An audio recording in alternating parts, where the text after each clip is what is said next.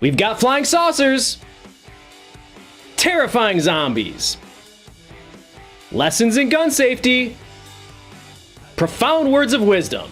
Future events such as these will affect you in the future.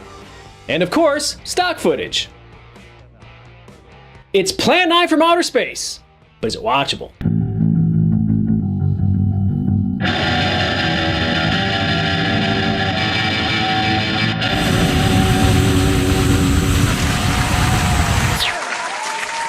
Thank you, people who will no doubt recorded clapping for something actually good, and welcome everybody to Is It Watchable? I'm your host, Paul.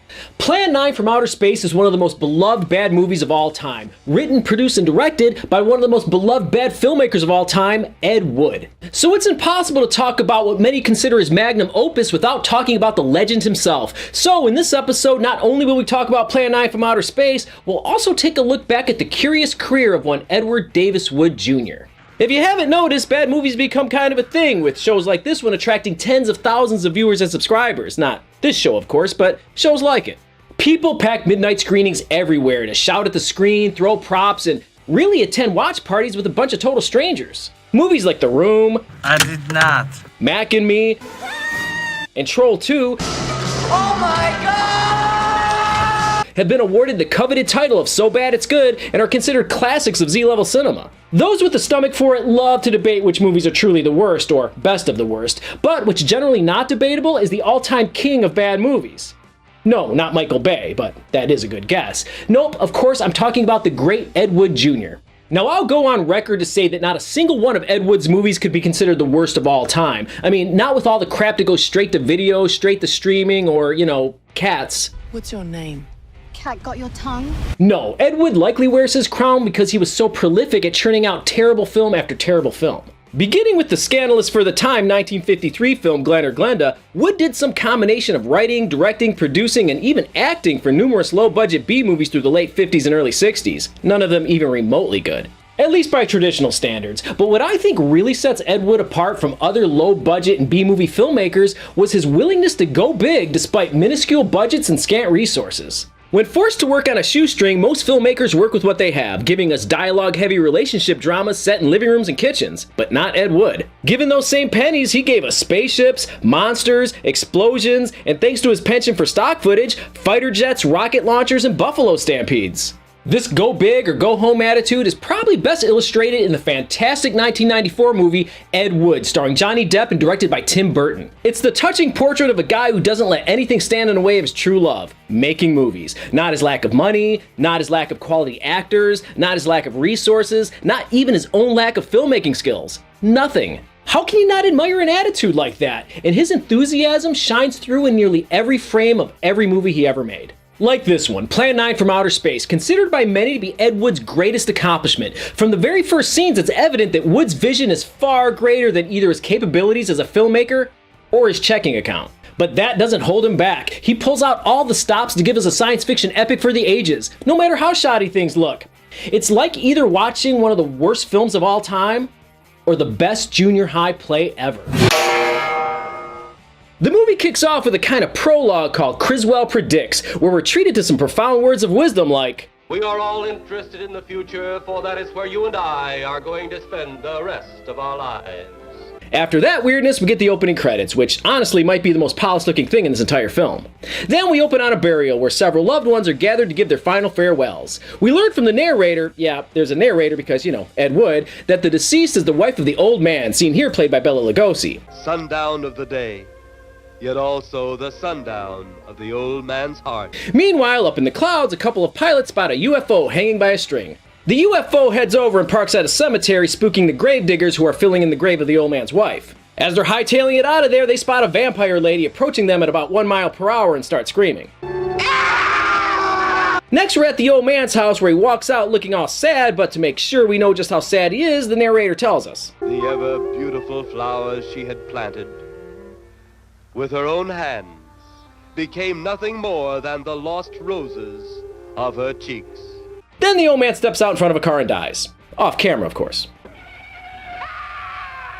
Back at the graveyard, there's a funeral for the old man where his mourners are seen coming out of a crypt, but really it just looks like a refrigerator box that they slapped some gray paint on.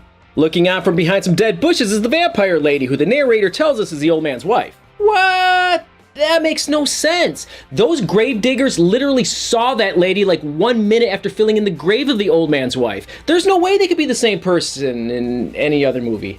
Anyway, as they're leaving, one of the mourners comes across the dead bodies of the grave diggers. Then the police show up and say and do things that Ed Wood thinks police would say and do. Have one of the boys take the guy and the girl back to town. Next, we're at the home of Jeff Trent, the pilot who saw the flying saucer earlier. He's telling his wife about the encounter and how he wants to go public, but military officials won't let him, blah blah blah. Then suddenly a flying saucer zooms past her house. Back at the cemetery, the police also see the flying saucer.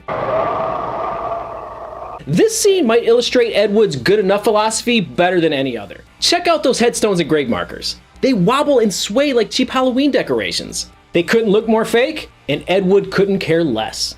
The police inspector is taking a look around by himself when the old man emerges from his crypt and his wife appears from behind some trees. They slowly approach the inspector and check out what he does. My man just starts shooting at him. Without warning or a single word being spoken, this veteran of the police force opens fire on 2 unarmed people simply walking in his direction. The other officers hear the commotion and rush over to find the inspector dead. While examining the scene, another highly trained veteran of the police force uses his gun to straighten the bill of his hat. And then he scratches his neck with it. Seriously. Next, more flying saucers descend on Hollywood, causing many people to point at them. Then they're spotted over Washington, D.C., and the stock footage military springs into action. Colonel Edwards explains to one of his men that the UFOs have actually visited Earth before, but the encounters have been covered up by the government. Out in space, the flying saucers return to the mothership. On board, we meet one of their leaders, sitting behind a teacher's desk with some antique electronics piled on it. He gets a briefing from Eros and Tana, which doubles as exposition for us about what's going on with their operation down on Earth. Allow me to explain, knowing that it's still not going to make any sense. Apparently, the aliens have been trying to communicate with Earth for some time, going so far as to reach out to various government leaders and officials, but the Earthlings, despite receiving these messages and literally seeing flying saucers flying over major cities, refuse to acknowledge their existence because, according to the aliens, their soul is too controlled. So, to I guess scare people into noticing them, they decide to implement Plan 9, which entails raising people from the dead. Understand? No, you don't.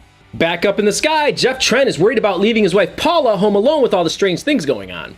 And for good reason. The old man zombie heads over to their place and chases her out of the house. She decides to run through the cemetery for movie reasons and is greeted by the vampire zombie wife and the zombified police inspector rising from the grave in what's admittingly a pretty cool looking shot. She eventually shakes the zombies and runs out to the road where she's picked up by some dude in a convertible, proving that all you really have to do to survive in this movie is, run. Next, the aliens round up the zombies and head back to the mothership. Then we get some really confusing dialogue between Colonel Edwards and his commanding general. You realize there's a government directive stating that there is no such thing as a flying saucer. You stand by your statement that you've seen flying saucers? Yes, sir. This could mean a court-martial. Never mind all those pictures in the newspapers or that the military was shooting at flying saucers in the skies over Washington, D.C. in broad daylight. The general plays a transmission they received from outer space where the aliens explain that they come in peace and only want to save Earth from destroying itself and the rest of the universe with our powerful weapons, blah blah blah. How can any race be so stupid? Up on the mothership, Eros and Tana attempt to give a demonstration of one of their zombies to the boss man, but their mind control gun malfunctions. No! Drop the gun to the floor, Tanner! Break contact! The boss then comes up with an idea to sacrifice the old man zombie by disintegrating him in front of some humans to scare them because that will somehow buy them some time to create some more zombies. It doesn't make sense. Back down on the patio, the Trents are visited by Colonel Edwards. He interviews them about their UFO sighting when the old man zombie crashes the party. And again, without so much as asking this unarmed old man what he's doing there, they start shooting him. The bullets don't do jack, however, because he's a zombie and all, but right on cue, a decomposition ray beams from the cemetery. Next, everybody piles in the car and heads over to the graveyard. And I do mean everybody. Even Mr. and Mrs. Trent tag along because reasons. But of course, a dark and scary cemetery is no place for a weak, helpless female, so she stays behind while the men go off and do some macho investigating. Not a good idea because not long after they leave, the zombie inspector shows up. Next, the men stumble upon the alien spacecraft, complete with a futuristic space ladder. I tell you one thing, if a little green man pops out at me, I'm shooting first and asking questions later. Dude, everybody in this movie shoots first and asks questions later. Inside, our heroes meet Arrow Santana, and we get more exposition about how the aliens are there to warn Earth about a yet-to-be-developed weapon with the ability to, get this, explode sunlight and destroy the universe. So what if we do develop this solanite bomb? We'd be even a stronger nation than now. Stronger. You see? You see? You're stupid minds. Stupid! Stupid! That's all I'm taking from you. Get back here, you... Meanwhile, outside, Paula is rescued when a couple of officers bonk the police inspector zombie on the head with a stick. Then an epic fight breaks out in the spaceship. Punches are thrown, equipment is destroyed, and a fire breaks out. Luckily, our heroes manage to escape, and the damaged saucer takes off only to explode in the sky over Hollywood. Finally, we get some more words of wisdom from our friend Criswell, who, instead of explaining what the hell we just saw, gives us some lame PSA about how aliens could very well be living among us. God help us in the future.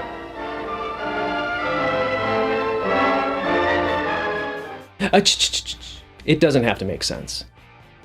Plan 9 from Outer Space was released in 1959, but was actually completed a few years before under the title Grave Robbers from Outer Space. The original title is actually mentioned in the amazing Criswell's opening monologue. My friend, can your heart stand the shocking facts about grave robbers from outer space? The title was reportedly changed because a couple of the movie's investors, two Baptist ministers, felt that the reference to grave robbing was sacrilegious. But depending on who you talk to, would either change the name of the film to appease those guys, or since the movie took a couple years to find a distributor and get a proper release, change the name in an attempt to hide the fact that it was out there making money, hoping those guys had given up on looking for a return on their investment. Now I know what you're thinking. This movie had investors? Believe it or not. So this movie did have some money to work with, just nowhere near what Ed Wood needed to make the kind of movie he envisioned. Hence the do-it-yourself sets, dollar store props, and heavy use of stock footage, kind of an Ed Wood trademark. And like many other low-budget productions in B-movies, casting major stars simply wasn't an option. But unlike many other low-budget productions in B-movies, Ed Wood at least had the marketing chops to cast some vaguely recognizable names. For example, Tor Johnson, who played Inspector Daniel Clay, was a Swedish professional wrestler turned actor who befriended Wood and starred in several Ed Wood productions. Mila Nurmi, better known as Vampira, was a late-night television horror movie host in Los Angeles, a kind of early version of Elvira. Wood managed to cast her shortly after her show was canceled, but, presumably because she read the script, agreed only on the condition that her character never speak.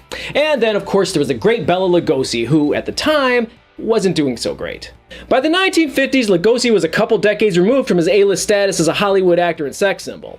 He was struggling financially and suffering from an addiction to pain meds when Ed Wood, a longtime fan of Lugosi's, cast him in Glen or Glenda, Bride of the Monster, and of course, Plan 9 from Outer Space. Well, Lugosi wasn't so much cast in Plan 9 from Outer Space, so much as he just appears in it. You see, those scenes featuring Lugosi? Those weren't shot for Plan 9 from Outer Space. That footage was captured to potentially be used in other undeveloped Ed Wood projects that would feature Lugosi in his Dracula getup. Unfortunately, Lugosi died of a heart attack in 1956 before any of those projects could get off the ground, but it would take more than death to stop Ed Wood from including his favorite actor. So Wood shoehorned that previously shot Lugosi footage into Plan 9 using his wife's chiropractor as Lugosi's stand-in when necessary. But even with the stand-in covering his face with a Dracula cape, it was pretty obviously not Lugosi. But that was just kind of the Ed Wood way. Lugosi's character grows a few inches and is 20 years younger from one shot to the next? Nobody will notice. Supposedly heavy gravestones sway like flowers in a gentle breeze? Nobody will notice. Convoluted plot that continuously contradicts itself? Nobody will notice. Except people did. But kind of in a good way. In the decades since, and unfortunately after Wood's death in 1978, Plan 9 from Outer Space has amassed a cult following that few movies can rival, mostly thanks to the book the Golden Turkey Awards published in 1980, which listed Plan 9 as the worst film ever made. Since then, it's been adapted for the stage, been featured in video games, had comic book sequels, referenced in television shows. Plan 9 from Outer Space, one night only, the big screen. And of course, served as a subject matter for a major motion picture. Why? Because it's one of the worst movies ever made, right? Not so fast. Plan 9 from Outer Space actually has a respectable 67% rating on Rotten Tomatoes and doesn't even appear on IMDb's list of 100 lowest rated movies. So it can't be that bad, right? Again, not so fast. While Plan 9 from Outer Space is nowhere near being the worst movie ever made, it's also nowhere near being even remotely good. I think it's just fun in a bad way. People enjoy it. So Plan 9 from Outer Space. Is it watchable? Of course it is. Plan 9 from Outer Space is one of those rare films that checks off every single box on the list of what makes a movie so bad it's good. Thanks to Ed Wood's overly ambitious approach to low-budget filmmaking, we get hilariously bad special effects and sets that would look more at home on stage at a high school cafetorium. Continuity mistakes and factual errors litter the runtime from beginning to end, and the dialogue is a laughable mix of forced exposition and what Ed Wood thinks passes for humorous banter. Hey, Edie, how about you and me balling it up in Albuquerque? It all comes together in a movie that's way more fun than it has any right to be, and will have you in slack-jawed awe at what you're watching unfold on screen. Plan 9 from Outer Space has the charm of a kindergarten art project you hang on your refrigerator. It's bad, it's messy, and it barely resembles what it's supposed to be, but you have this kind of soft spot for it because you can tell it was a labor of love. Well, that's a wrap. Join me next time when I check out Fateful Findings. Think of it kind of like The Room, but on drugs. Thanks for watching, and don't forget to subscribe.